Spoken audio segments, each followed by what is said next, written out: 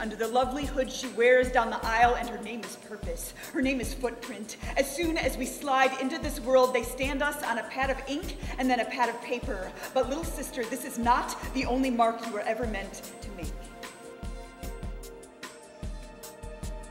The year I stopped bleeding was the year I most resembled a Valentine. Neat hearts spread rash-like over my everything. Hearts on my slippers, hearts in Sharpie on my forearms, heart-shaped rug at the foot of my red, warm bed. I want to do a pull-up. Just one pull-up. I wanted to do a pull-up like the Overhand boys, bodies magically levitating until outstretched chins cleared the bar. Welcome to the Bellevue Arts Museum. I'm Stefano, the director of Curatorial Affairs. This is our first poetry night at BAM, hopefully not the last one, but thank you for being here tonight. As a curator, I'm always struggling to try to translate or visual images, objects in words for the audience to understand and get close to. And so I thought, how about inviting poets who are artists of the spoken word to come and maybe respond to a show that we have here at the Bellevue Arts Museum. Tonight was 5 Seattle performance poets coming to the Bellevue Arts Museum, reacting to an exhibit called The Mysterious Content of Softness, and finding their own reaction to what the artists in the exhibit had brought to the museum.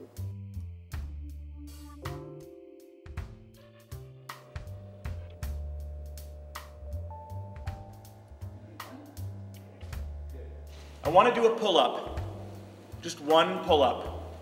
12-year-old me would have paid any price.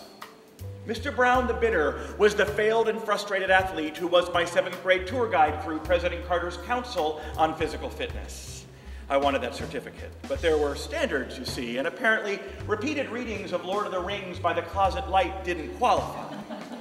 One of the pieces that I'll be performing tonight was inspired by a piece by Nathan Vincent.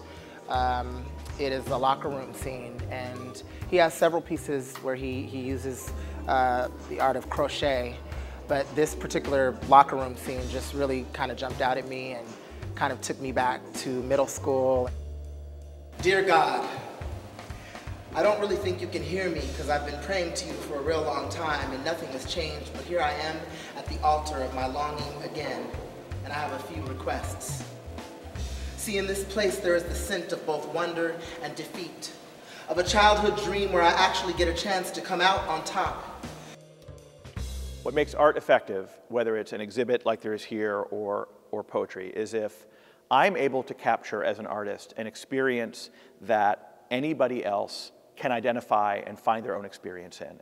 It is an attempt to bridge a gap between you and I, an attempt to bridge a gap between an audience and the artist by me having a memory or an experience or a belief or feeling and looking for words to craft around the feeling in a way that you will get the feeling and not just the words. What blooms in the night begins, with one red mouth hotly trumpeting the west-facing window. I dreamed one night, a chorus that began with the shock of a fist. Then I saw a palm opening into a tight room spilling seed. There are times in a woman's life when she collects the red near pain of accommodation. 10 years old is not a large bucket to fill. I did not have a pot to piss in. Pops once told me I was just a noodle. And once I started growing into my swimmer's body, I was just a wet noodle. There are little sisters everywhere quietly bleeding under their bonnets, trying not to cry out as the walls close in around us. I do this because I am wild as a hive and you cannot make a pet of me. Poems are better than any slice of white cake you could ever melt in my mouth. For me, this event is so exciting because it allows me to bring my art into another venue. I hope that the audience walks away from this exhibit tonight just inspired. It's just so much richer to combine visual art and sculpture in the exhibit with the poets who are used to bringing their experiences to words. It's so much richer to bring those together, and I've never gotten to do that before, and it was extraordinary.